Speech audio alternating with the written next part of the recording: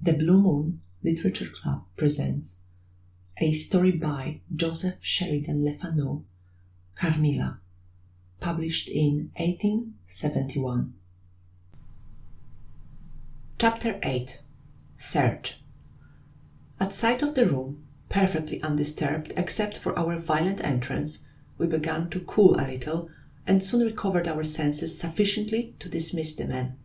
It had struck Mademoiselle that possibly Carmilla had been wakened by the uproar at her door, and in her first panic had jumped from her bed and hid herself in a press or behind a curtain, from which she could not, of course, emerge until the mayordomo and his myrmidons had withdrawn. We now recommenced our search and began to call her name again. It was all to no purpose. Our perplexity and agitation increased. We examined the windows, but they were secured. I implored of Carmilla, if she had concealed herself to play this cruel trick no longer, to come out and to end our anxieties. It was all useless. I was by this time convinced that she was not in the room, nor in the dressing room, the door of which was still locked on this side. She could not have passed it. I was utterly puzzled. Had Carmilla discovered one of those secret passages which the old housekeeper said were known to exist in the Schloss, although the tradition of their exact situation had been lost? A little time would, no doubt, explain all utterly perplexed as, for the present, we were. It was past 4 o'clock, and I preferred passing the remaining hours of darkness in Madame's room. Daylight brought no solution of the difficulty. The whole household, with my father at its head, was in a state of agitation next morning. Every part of the chateau was searched. The grounds were explored. No trace of the missing lady could be discovered. The stream was about to be dragged. My father was in distraction. What a tale to have to tell the poor girl's mother on her return. I, too, was almost beside myself, though my grief was quite of a different kind. The morning was passed in alarm and excitement. It was now 1 o'clock, and still no tidings. I ran up to Carmilla's room and found her standing at her dressing-table. I was astounded. I could not believe my eyes. She beckoned me to her with her pretty finger in silence. Her face expressed extreme fear. I ran to her in an ecstasy of joy. I kissed and embraced her again and again. I ran to the bell and rang it vehemently to bring others to the spot who might at once relieve my father's anxiety. "Dear Carmilla, what has become of you all this time? We have been in agonies of anxiety about you," I exclaimed. "Where have you been? How did you come back?" "Last night has been a night of wonders," she said. "For mercy's sake, explain all you can." "It was past 2 last night," she said, "when I went to sleep as usual in my bed, with my doors locked, that of the dressing-room and that opening upon the gallery. My sleep was uninterrupted and, so far as I know, dreamless. But I woke just now, on the sofa in the dressing-room there, and I found the door between the rooms open, and the other door forced. How could all this have happened without my being wakened? It must have been accompanied with a great deal of noise, and I am particularly easily wakened. And how could I have been carried out of my bed without my sleep having been interrupted? I, whom the slightest stir startles?" By this time, Madame, Mademoiselle, my father, and a number of the servants were in the room. Carmilla was, of course, overwhelmed with inquiries, congratulations, and welcomes. She had but one story to tell, and seemed the least able of all the party to suggest any way of accounting for what had happened. My father took a turn up and down the room, thinking. I saw Carmilla's eyes follow him for a moment with a sly, dark glance.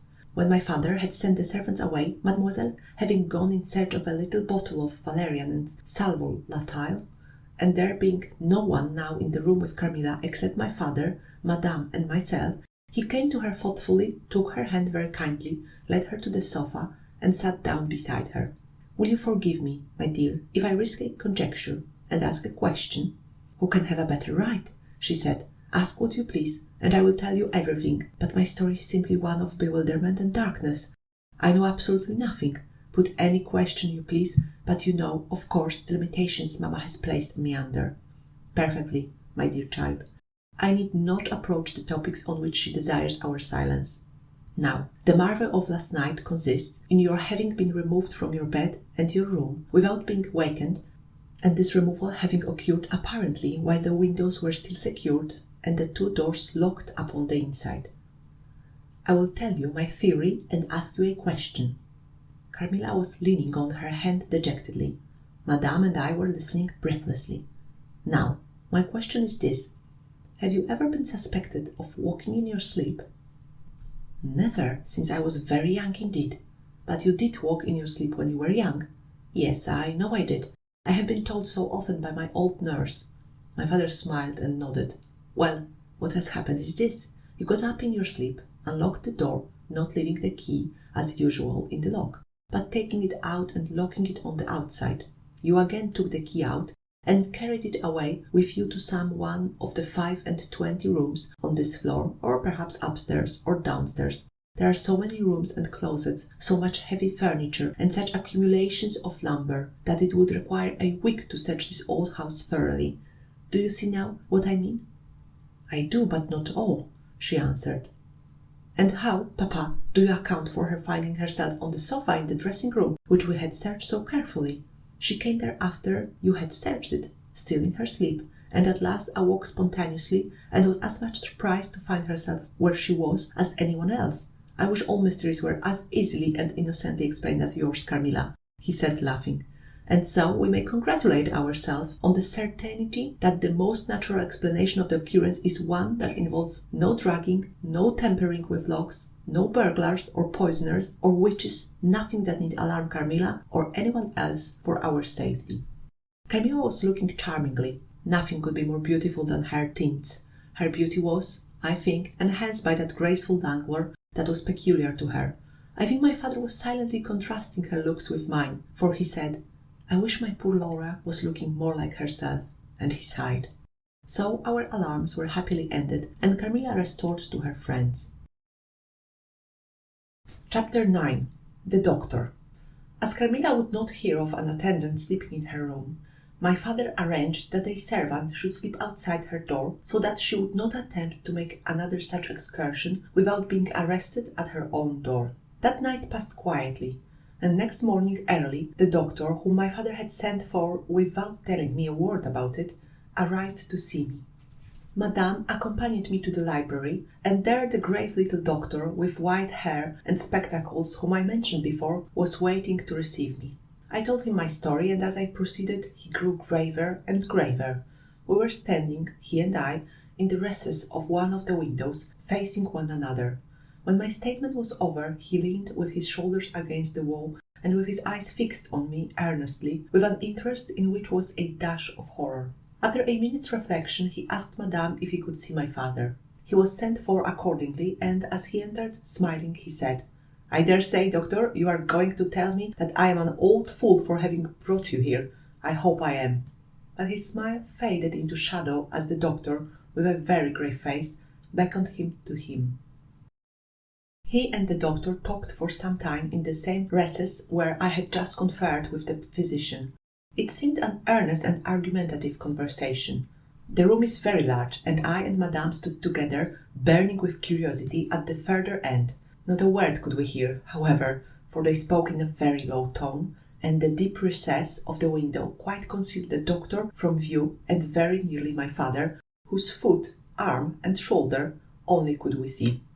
And the voices were, I suppose, all the less audible for the sort of closet which the thick wall and window formed. After a time, my father's face looked into the room. It was pale, thoughtful, and, I fancied, agitated. Laura, dear, come here for a moment. Madame, we shan't trouble you, the doctor says at present. Accordingly, I approached, for the first time a little alarmed, for although I felt very weak, I did not feel ill, and strength one always fancies is a thing that may be picked up when we please. My father held out his hand to me as I drew near, but he was looking at the doctor, and he said, It certainly is very odd. I don't understand it quite. Laura, come here, dear. Now attend to Dr. Spalesberg and recollect yourself. You mentioned a sensation like that of 2 needles piercing the skin, somewhere about your neck, on the night when you experienced your first horrible dream. Is there still any soreness? None at all, I answered. Can you indicate with your finger about the point at which you think this occurred? A very little below my throat. Here, I answered. I wore a morning dress which covered the place I pointed to. Now you can satisfy yourself, said the doctor. You won't mind your papa's lowering your dress a very little. It is necessary to detect a symptom of the complaint under which you have been suffering. I acquiesced, It was only an inch or two below the edge of my collar. God bless me! So it is, exclaimed my father, growing pale. You see it now with your own eyes, said the doctor, with a gloomy triumph. What is it? I exclaimed, beginning to be frightened. Nothing, my dear young lady, but a small blue spot, about the size of the tip of your little finger. And now, he continued, turning to Papa, the question is what is best to be done. Is there any danger? I urged in great trepidation. I trust not, my dear, answered the doctor. I don't see why you should not recover. I don't see why you should not begin immediately to get better. That is the point at which the sense of strangulation begins. Yes, I answered. And, recollect as well as you can, the same point was a kind of center of that thrill which you described just now, like the current of a cold stream running against you? It may have been, I think it was. Eh, you see, he added, turning to my father. Shall I say a word to Madame? Certainly, said my father. He called Madame to him and said, I find my young friend here far from well. It won't be of any great consequence, I hope, but it will be necessary that some steps be taken, which I will explain by and by. But in the meantime, Madame, you will be so good as to not let Miss Laura be alone for one moment. That is the only direction I need give for the present. It is indispensable. We may rely upon your kindness, Madame, I know, added my father. Madame satisfied him eagerly. And you, dear Laura, I know you will observe the doctor's direction. I shall have to ask your opinion upon another patient, whose symptoms slightly resemble those of my daughter that have just been detailed to you, very much milder in degree, but I believe quite of the same sort. She is a young lady, our guest, but as you say you will be passing this way again this evening, you can't do better than take your supper here, and you can then see her. She does not come down till the afternoon. I thank you, said the doctor. I shall be with you then at about 7 this evening. And then they repeated their directions to me and to Madame, and with this parting charge my father left us and walked out with the doctor, and I saw them pacing together up and down between the road and the moat on the grassy platform in front of the castle, evidently absorbed in earnest conversation. The doctor did not return. I saw him mount his horse there, take his leave, and ride away eastward through the forest. Nearly at the same time I saw the man arrive from Dranfield with the letters and dismount and hand the bag to my father. In the meantime, Madame and I were both busy, lost in conjecture as to the reasons of the singular and earnest direction which the doctor and my father had concurred in imposing. Madame, as she afterwards told me, was afraid the doctor apprehended a sudden seizure, and that, without prompt assistance, I might either lose my life in a fit, or at least be seriously hurt. The interpretation did not strike me, and I fancied, perhaps luckily for my nerves, that the arrangement was prescribed simply to secure a companion who would prevent my taking too much exercise, or eating unripe fruit, or doing any of the 50 foolish things to which young people are supposed to be prone. About half an hour after my father came in, he had a letter in his hand and said, this letter had been delayed. It is from General Spilsdorf. He might have been here yesterday, he may not come till tomorrow, or he may be here today.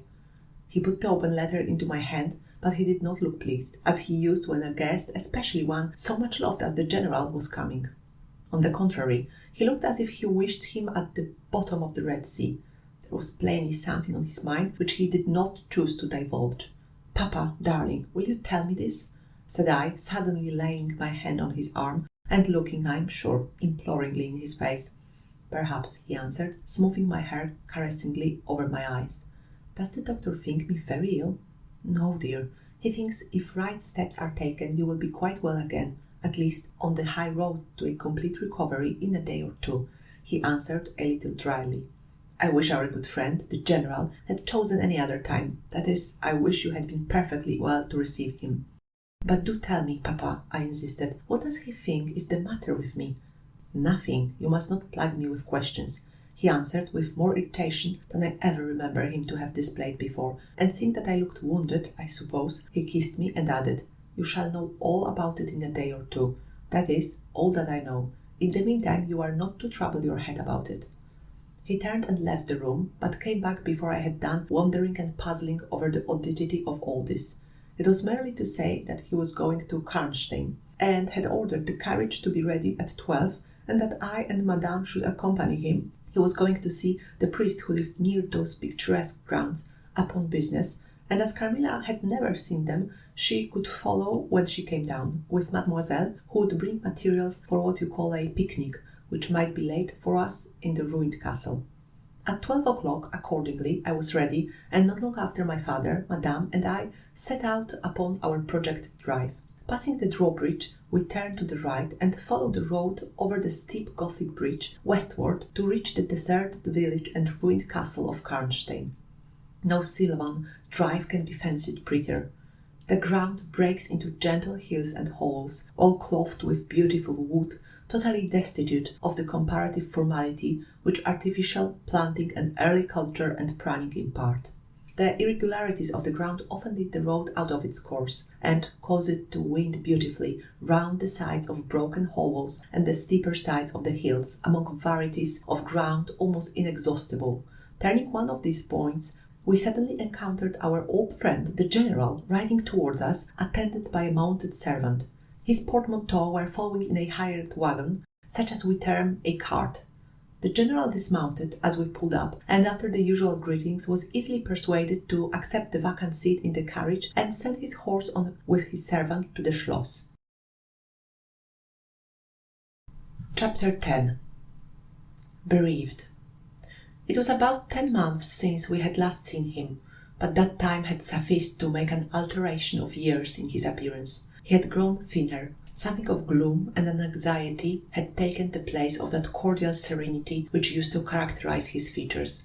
His dark blue eyes, always penetrating, now gleamed with a sterner light from under his shaggy grey eyebrows.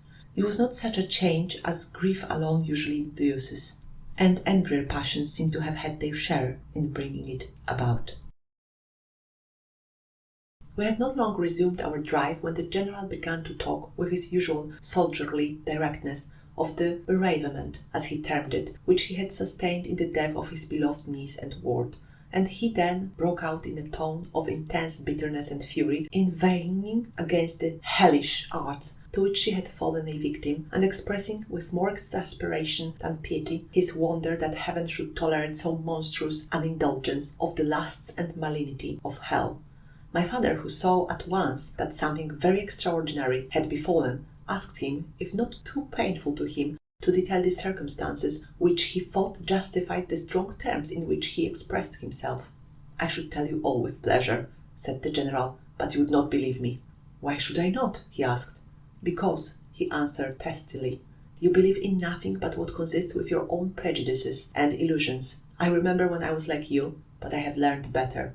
"Try me," said my father. "I am not such a dogmatist as you suppose. Besides which, I very well know that you generally require proof for what you believe, and I am, therefore, very strongly predisposed to respect your conclusions. You are right in supposing that I have not been led lightly into a belief in the marvellous, for what I have experienced is marvellous, and I have been forced by extraordinary evidence to credit that which ran counter diametrically to all my theories. I have been made the dupe of a preternatural conspiracy." Notwithstanding his professions of confidence in the General's penetration, I saw my father, at this point, glance at the General with, as I thought, a marked suspicion of his sanity. The General did not see it, luckily. He was looking gloomy and curiously into the glades and vistas of the woods that were opening before us. "You are going to the ruins of Karnstein," he said. "Yes, it's a lucky coincidence. Do you know I was going to ask you to bring me there to inspect them? I have a special object in exploring. There is a ruined chapel, ain't there, with a great many tombs of that extinct family?" "So there are. Highly interesting," said my father. "I hope you are thinking of claiming the title and estates." My father said this gaily, but the General did not recollect the laugh, or even the smile, which courtesy exacts for a friend's joke. On the contrary, he looked grave and even fierce, ruminating on a matter that stirred his anger and horror. "Something very different," he said, gruffly. "I mean to unnerve some of those fine people. I hope, by God's blessing, to accomplish a pious sacrilege here, which will relieve our earth of certain monsters, and enable honest people to sleep in their beds without being assailed by murderers.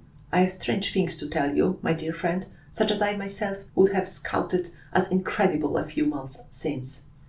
My father looked at him again, but this time not with a glance of suspicion, with an eye, rather, of keen intelligence and alarm.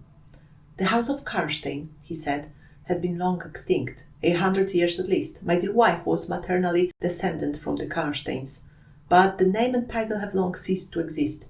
The castle is a ruin, the very village is deserted. It is 50 years since the smoke of a chimney was seen there, not a roof left." "Quite true. I've heard a great deal about that since I last saw you.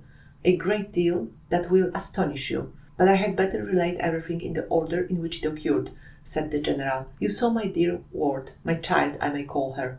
No creature could have been more beautiful, and only 3 months ago none more blooming." "Yes, poor thing. When I saw her last she certainly was quite lovely," said my father. "I was grieved and shocked more than I can tell you, my dear friend. I knew what a blow it was to you." He took the general's hand, and they exchanged a kind pressure. Tears gathered in the old soldier's eyes. He did not seek to conceal them. He said, "We have been very old friends. I knew you would feel for me, childless as I am." She had become an object of very near interest to me, and repaid my care by an affection that cheered my home and made my life happy. That is all gone.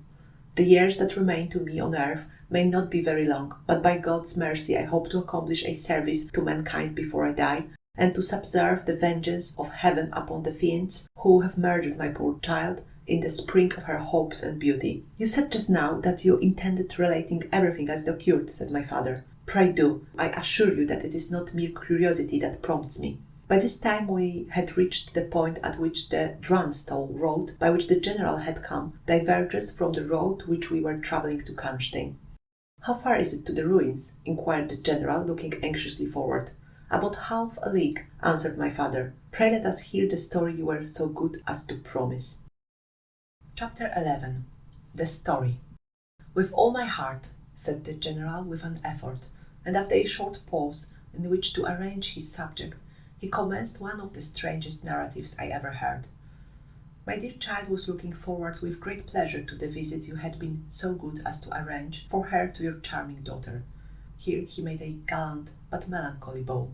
"In the meantime we had an invitation to my old friend the Count Karlsfeld, whose schloss is about 6 leagues to the other side of Karnstein. It was to attend the series of fetes, which, you remember, were given by him in honour of his illustrious visitor, the Grand Duke Charles." "Yes, and very splendid, I believe they were," said my father.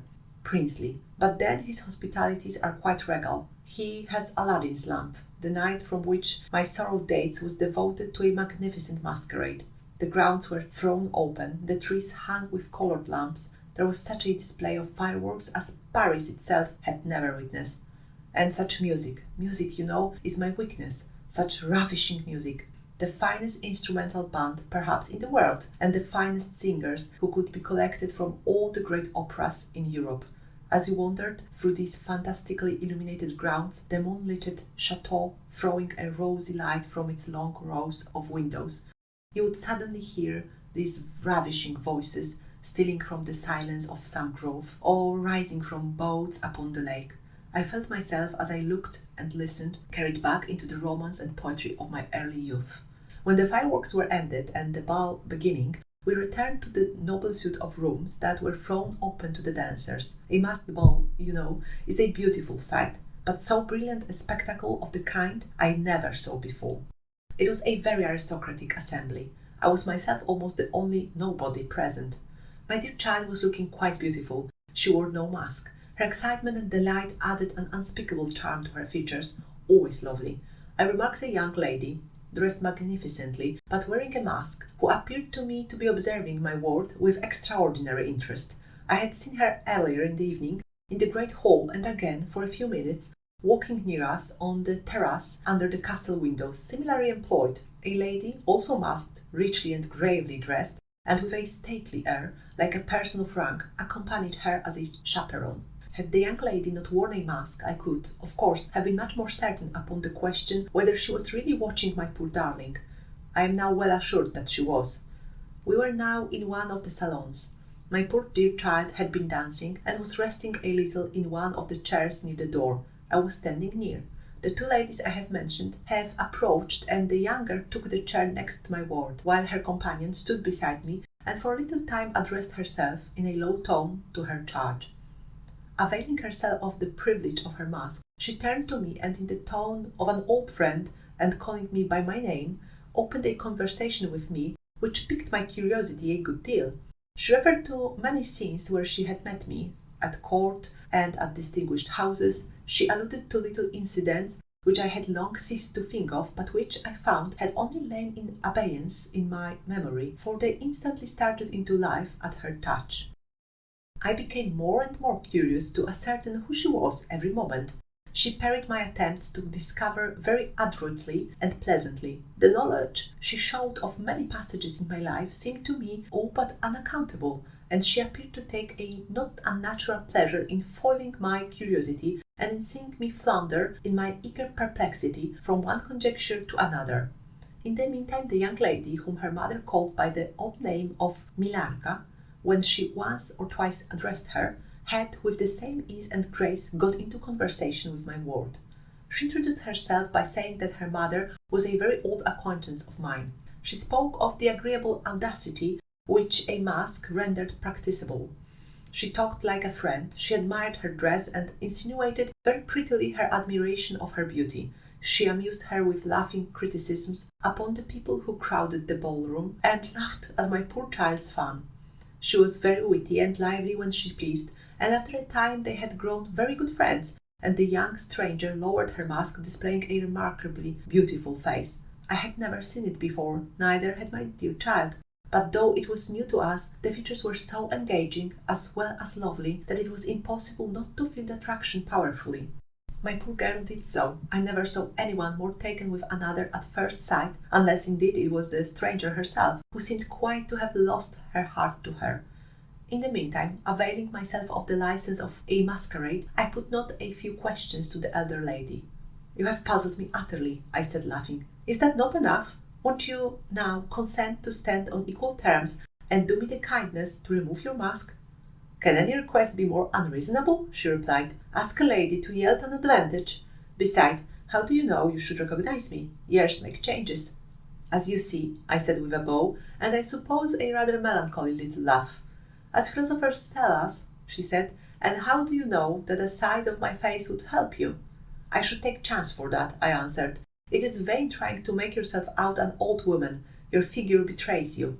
"Years, nevertheless, have passed since I saw you, rather since you saw me, for that is what I am considering. Milarka, there, is my daughter. I cannot then be young, even in the opinion of people whom time has taught to be indulgent, and I may not like to be compared with what you remember me. You have no mask to remove. You can offer me nothing in exchange." "My petition is to your pity to remove it, and mine to yours to let it stay where it is," she replied. "Well, then, at least you will tell me whether you are French or German. You speak both languages so perfectly." "I don't think I shall tell you that, General. You intend a surprise and are meditating the particular point of attack." "At all events, you won't deny this," I said, "that being honoured by your permission to converse, I ought to know how to address you. Shall I say Madame la Comtesse?" She laughed, and she would, no doubt, have met me with another evasion, if, indeed, I can treat any occurrence in an interview, every circumstance of which was prearranged, as I now believe, with the profoundest cunning, as liable to be modified by accident.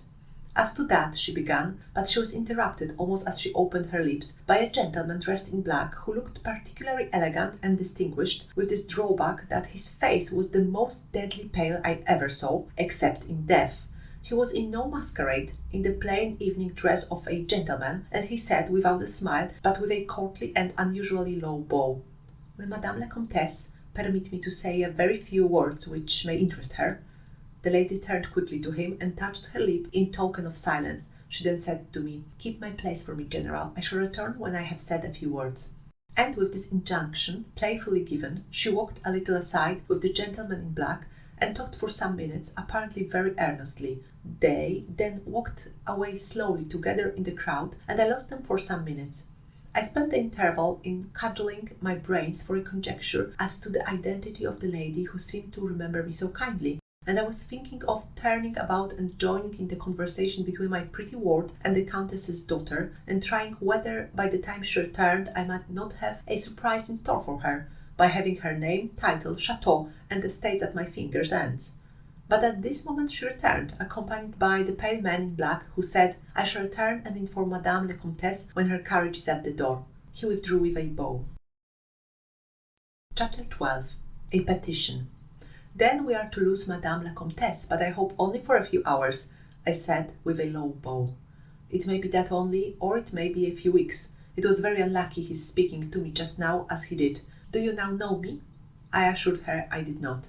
You shall know me, she said, but not at present. We are older and better friends than perhaps you suspect. I cannot yet declare myself. I shall in 3 weeks pass your beautiful Schloss, about which I have been making enquiries. I shall then look in upon you for an hour or two and renew a friendship which I never think of without 1,000 pleasant recollections.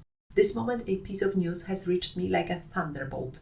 I must set out now and travel by a devious route, nearly 100 miles, with all the dispatch I can possibly make. My perplexities multiply. I am only deterred by the compulsory reserve I practice as to my name from making a very singular request of you. My poor child has not quite recovered her strength.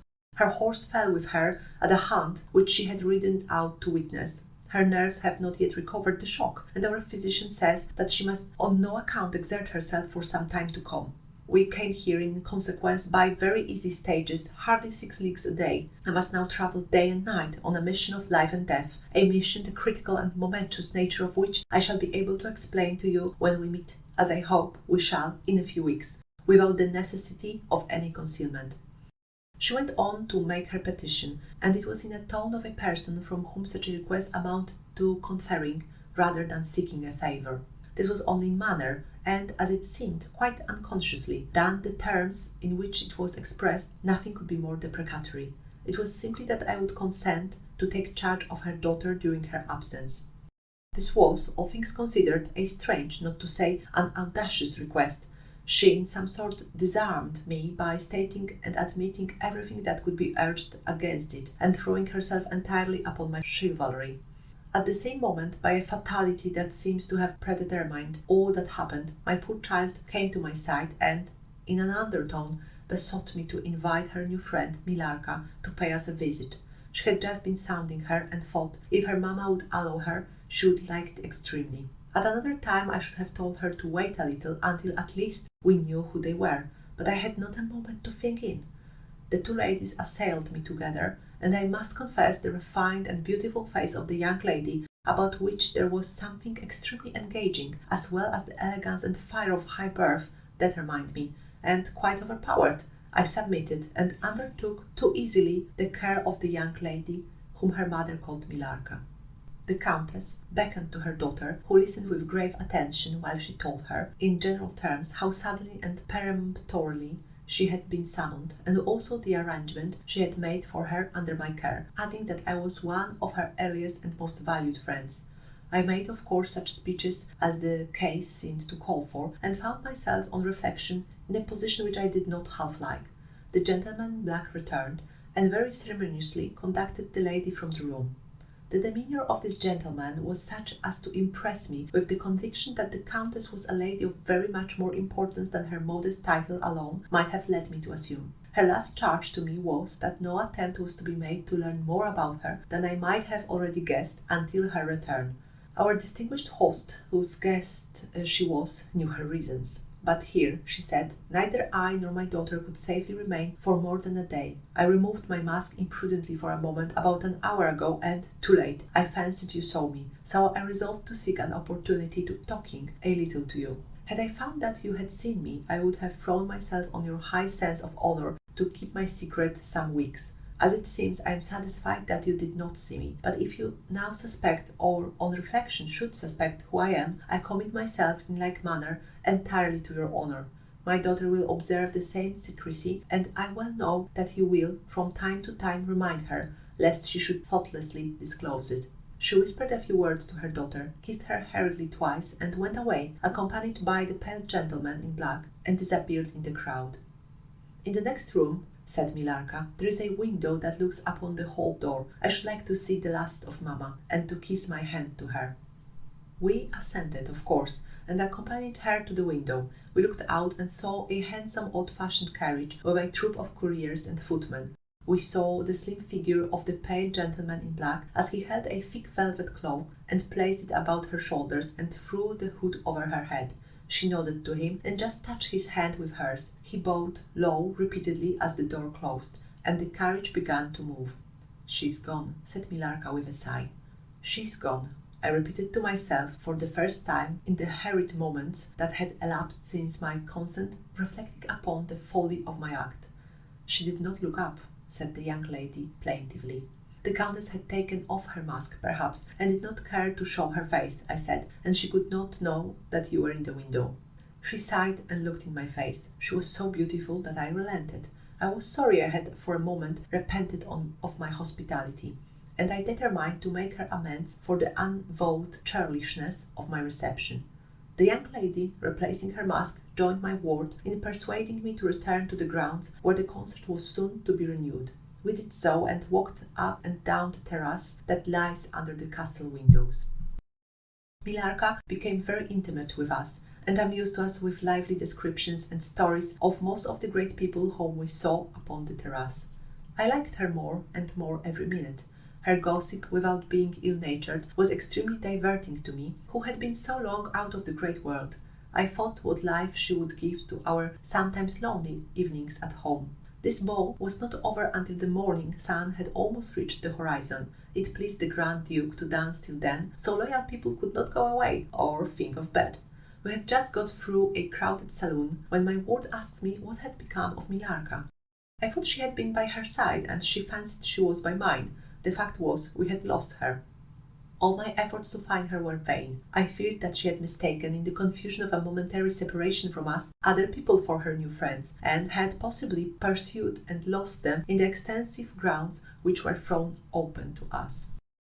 Now, in its full force, I recognized a new folly in my having undertaken the charge of a young lady without so much as knowing her name, and fettered as I was by promises of the reasons for imposing which I knew nothing. I could not even point my inquiries by saying that the missing young lady was the daughter of the Countess who had taken her departure a few hours before. Morning broke. It was clear daylight before I gave up my search. It was not till near 2 o'clock next day that we heard anything of my missing charge. At about that time a servant knocked at my niece's door to say that he had been earnestly requested by a young lady who appeared to be in great distress to make out where she could find the General Baron Spilsdorf and the young lady his daughter, in whose charge she had been left by her mother. There could be no doubt, notwithstanding the slight inaccuracy, that our young friend had turned up, and so she had. Would to heaven we had lost her. She told my poor child a story to account for her having failed to recover us for so long. Very late, she said, she had gone to the housekeeper's bedroom in despair of finding us, and had then fallen into a deep sleep which, long as it was, had hardly sufficed to recruit her strength after the fatigues of the ball. That day Milarka came home with us. I was only too happy, after all, to have secured so charming a companion for my dear girl. Chapter 13. The Woodman. There soon, however, appeared some drawbacks. In the first place, Milarka complained of extreme languor, the weakness that remained after her late illness, and she never emerged from her room till the afternoon was pretty far advanced. In the next place, it was accidentally discovered, although she always locked her door on the inside, and never disturbed the key from its place till she admitted the maid to assist at her toilet, that she was undoubtedly sometimes absent from her room in the very early morning, and at various times later in the day, before she wished it to be understood that she was stirring. She was repeatedly seen from the windows of the schloss, in the first faint grey of the morning, walking through the trees in an easterly direction and looking like a person in a trance. This convinced me that she walked in her sleep, but this hypothesis did not solve the puzzle. How did she pass out from her room, leaving the door locked on the inside? How did she escape from the house without unbarring door or window? In the midst of my perplexities, an anxiety of a far more urgent kind presented itself. My dear child began to lose her looks and health, and that in a manner so mysterious and even horrible that I became thoroughly frightened. She was at first visited by appalling dreams, then, as she fancied, by a spectre, sometimes resembling Milarka, sometimes in the shape of a beast, indistinctly seen, walking round the foot of her bed from side to side. Lastly came sensations. One not unpleasant, but very peculiar, she said, resembled the flow of an icy stream against her breast. At a later time she felt something like a pair of large needles pierce her, a little below the throat, with a very sharp pain. A few nights after followed a gradual and convulsive sense of strangulation. Then came unconsciousness. I could hear distinctly every word the kind old general was saying, because by this time we were driving upon the short grass that spreads on either side of the road as you approach the roofless village which had not shown the smoke of a chimney for more than half-century. You may guess how strangely I felt as I heard my own symptoms so exactly described in those which had been experienced by the poor girl who, but for the catastrophe which followed, would have been at that moment a visitor at my father's chateau. You may suppose also how I felt as I heard him detail habits and mysterious peculiarities which were, in fact, those of our beautiful guest, Carmilla. A vista opened in the forest. We were on a sudden under the chimneys and gables of the ruined village, and the towers and battlements of the dismantled castle, round which gigantic trees are grouped, overhung as from a slight eminence. In a frightened dream I got down from the carriage, and in silence, for we had each abundant matter for thinking, we soon mounted the ascent, and were among the spacious chambers, winding stairs, and dark corridors of the castle. And this was once the palatial residence of the Karnsteins, said the old general at length, as from a great window he looked out across the village and saw the wide undulating expanse of forest. It was a bad family, and here its blood-stained annals were written, he continued. It is hard that they should, after death, continue to plague the human race with their atrocious lusts. That is the chapel of the Karnsteins, down there. He pointed down to the grey walls of the Gothic building, partly visible through the foliage, a little way down the steep. And I hear the axe of a woodman, he added, busy among the trees that surround it. He possibly may give us the information of which I am in search, and point out the grave of Mircalla, Countess of Karnstein. These rustics preserve the local traditions of great families whose stories die out among the rich and titled so soon as the families themselves become extinct. We have a portrait at home of Mircalla, the Countess Karnstein. Should you like to see it? Asked my father. Time enough, dear friend, replied the general. I believe that I have seen the original, and one motive which has led me to you earlier than I at first intended was to explore the chapel which we are now approaching. What? See the Countess Mircalla? Exclaimed my father. Why, she has been dead more than a century. Not so dead as you fancy, I am told, answered the general. I confess, General, you puzzle me utterly, replied my father, looking at him. I fancied for a moment with a return of the suspicion I detected before, but although there was anger and detestation at times in the old general's manner, there was nothing flighty. There remains to me, he said, as we passed under the heavy arch of the Gothic church, for its dimensions would have justified its being so styled, but one object which can interest me during the few years that remain to me on earth, and that is to wreak on her the vengeance which, I thank God, may still be accomplished by a mortal arm. What vengeance can you mean? Asked my father in increasing amazement.